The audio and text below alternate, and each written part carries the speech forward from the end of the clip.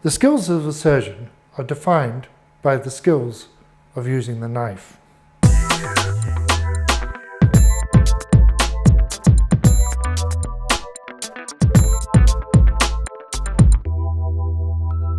I remember as a trainee, my senior trainer, Mr. William Walter Frederick Southwood, told me that I couldn't do a particular operation, a Ramsted's procedure, until I learnt to use the knife properly. What impressed me about this surgeon, his ability to dissect planes and separate locked, twisted bits of bowel using a 22 blade, was nothing short of awe-inspiring. I regarded him as a Zorro, a master with a knife. Basic knife skills start off with knife safety. I don't need to tell you that the scalpel blade is very sharp, and it is passed between the surgeon and the scrub nurse regularly throughout the operation. It is important that you observe basic safety skills. This starts with mounting of the blade. The scalpel holder has an oblique recess and an oblong piece that mimics the shape of the blade. This needs to be put on the scalpel blade carefully. The best way to mount a blade is to pick a blade up with a hemostat, firmly point the blade into the surface of the table, and note my hands are both on the operating table. The scalpel holder has a small groove in it. That groove is the groove in which the blade sits. Ensure the blade is sitting in the groove. Then pull the blade back onto the knife and ensure that it clicks home. Note that I have the blade pointing towards the table and that my hands are resting on the surface and the movement is controlled all the time. Ideally, this blade should be passed between the surgeon and the scrub nurse in a kidney dish. That way, neither the surgeon or the scrub nurse are at risk. But if the blade is to be passed by hand, it is passed handle first, blade down between the giver and receiver to avoid any injury. Just to note when operating where the scrub nurse is, and that movement to the scrub nurse to the right or across the table is the area where that blade will be passing. It is important that the assistant doesn't get their hands in what I call the flight path of needles and blades at the table. The other important aspect of using the knife is being confident taking the blade off. Again, your hand should be supported on the table. You use a hemostat and you point the blade away from you and into the table. You start by lifting the edge up over the oblong piece in the middle, grabbing the blade firmly and slipping it off.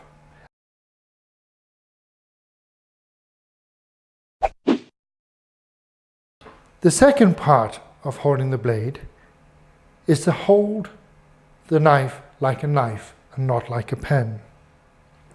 By which I mean cradling the blade in the palm of the hand, finger down the shaft, stabilizing the blade between your thumb and your fingers with the index finger down the middle. The blade is not to be used like this, as you'll lose control and is likely to slip.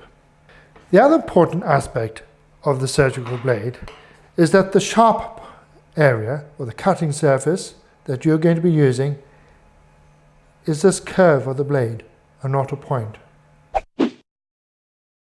To demonstrate these skills, I'm now going to use some pork belly, which does simulate human skin very well. The first principle is to ensure that the blade is perpendicular to the skin throughout the incision.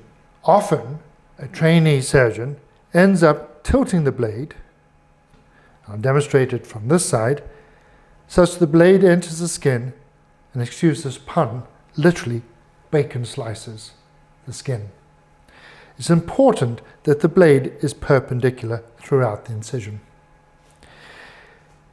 To achieve that in accuracy, it's important that your incision is supported throughout by your non-dominant hand, keeping tension on the skin. The third principle when making an incision is to ensure that you're perfectly straight. So those are the principles of making an incision. Let's demonstrate how we do it. We hold the knife like a knife, and the blade is perpendicular to the skin. The skin is supported throughout its length by the blade, which deliberately moves down the wound. What I do find is that the incision is partial thickness, as you see here, are not all the way through the skin, because there's a hesitancy and a fear of cutting things beneath the surface. What trainees then do is take a pair of scissors and macerate the tissues like this to get into the right plane. Clean dissection is sharp dissection, and sharp dissection is safe in clean dissection. In the first instance, I'd like you to be able to do an incision of just 5 centimeters. Thereafter, 10 centimeters, and to reach blue belt, manage to do a 20 centimeter straight incision. I have to laugh because most people make fun of cardiac surgeons and say it is only one incision. I put it to you, it's very difficult to get a perfect incision, 22 centimeters, straight down the line, all the time, every time. You try it. Two of the biggest problems in ensuring that you got a perfectly straight incision is that the operative field is usually draped and covered with towels, so your bony landmarks for the body are lost. Very often, the trainee will find that they end up consciously or unconsciously aligning the blade parallel to the surgical towels or parallel to the edges of the table. Remember, your incision has to be demarcated by the bony landmarks of the patient. Now, going back to my specialty, where a 22 centimeter incision is straight down the middle, is not so easy. Because what often happens in that 22 centimeters is the surgeon starts rotating around the hip, and you'll note the lower end of the incision starts drifting off to the side. It's important to maintain the alignment and a perfectly straight line throughout the length of the incision, with no twisting and no turning of the upper body, that your forearm is moving independently of your shoulders and your hips, and therefore you end up with something that's perfectly straight. This is important when it comes to closure, because the patient will remember you from the incision.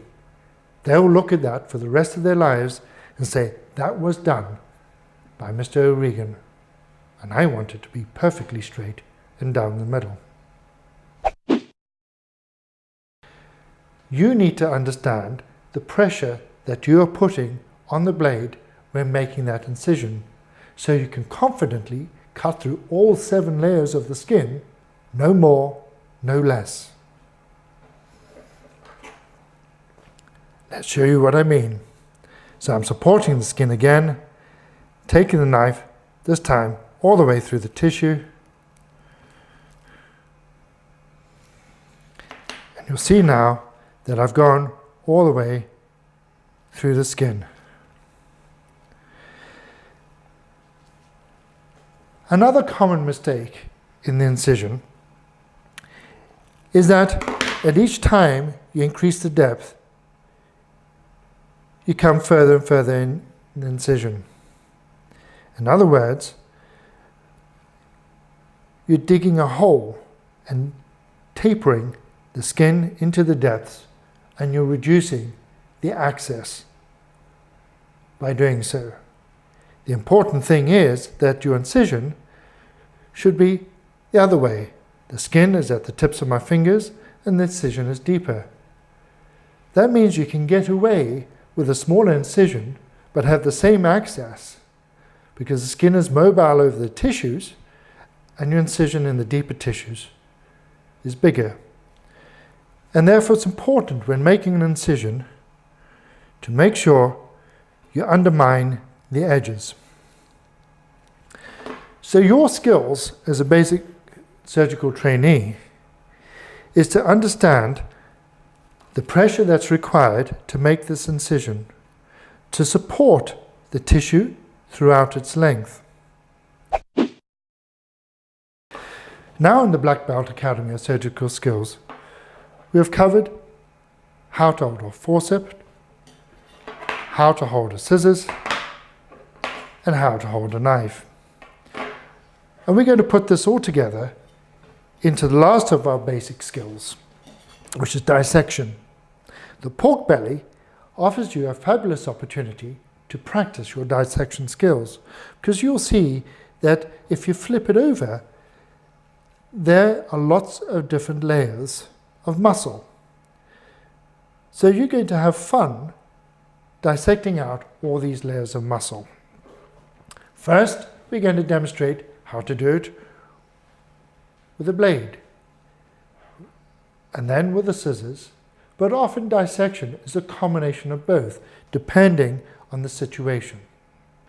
This left hand and the forceps is simply there to retract the tissues and not crush. We're going to start off with the blade. Tissue planes in general are avascular. The exception are exocrine glands, where the venous drainage carries the hormones to the rest of the body. So around the thyroid, the pancreas and the adrenal, there are lots of different little veins. Remember, veins do not diathermy and need to be tied one by one. But in general, tissue planes are avascular, and it is these planes that we follow to effect dissection. And sharp dissection is clean dissection, and this requires a confidence with the knife and the scissors. I'm literally brushing the knife against the surface, and I'm brushing the knife against the surface that I'm exposing, and you'll note that I'm not cutting the underlying tissue.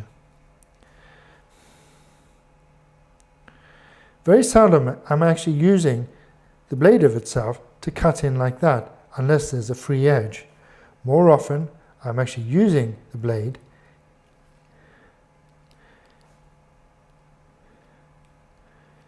to demonstrate the tissue. And notice I'm doing that thins out, and I can look at that and place an instrument behind it and see that there are no vessels involved at all. Note that this is lightness of touch. That is one. Let's see if we can find another plane. As a cardiac surgeon, very seldom do we actually get involved with dissecting skills unless we're opening a redo. And that becomes a challenge because the epicardium is very fragile and the adhesions are very, very tough. If one tries to rip the adhesions, and this applies within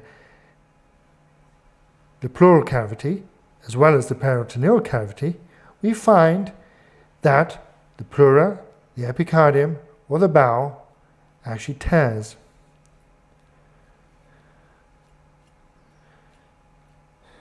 And that's why sharp dissection is required